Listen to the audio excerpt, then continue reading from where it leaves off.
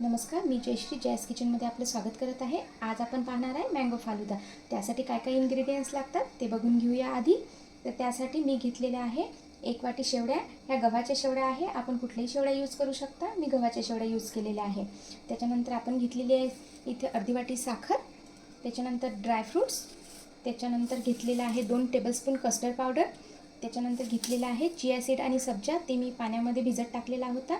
त्याच्यानंतर घेतलेला आहे मँगो म्हणजे आंब्याचा रस, आणि त्याच्यानंतर तूप, आणि फ्लेवरिंगसाठी आपण घेतलेली आहे विलायची. आणि शेवड्या उकळण्यासाठी मी इथे घेतलेला आहे 2 कप दूध. तर चला बघूया रेसिपी.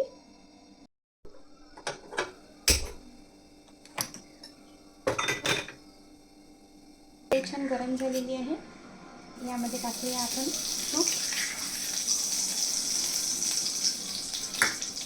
शेवडा फ्राय करणार आहे तुपामध्ये छान ब्राउनिश कलर येईपर्यंत.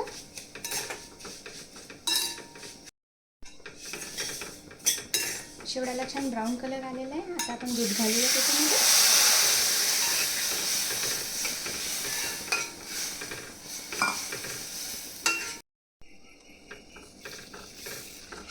अर्धी वाटी साखर घालूया. विलायची घालूया. कट करून ठेवले थोडे ड्रायफ्रूट्स. बघा छान उकळी आलेली आहे याला. त्याच्यानंतर कस्टर्ड पावडर घालणार आहे.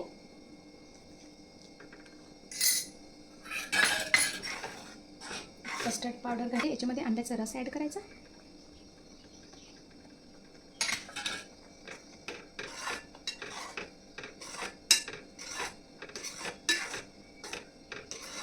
खूप छान सुगंध येत आहे आणि बघा कलर पण खूप सुंदर आलेला आहे.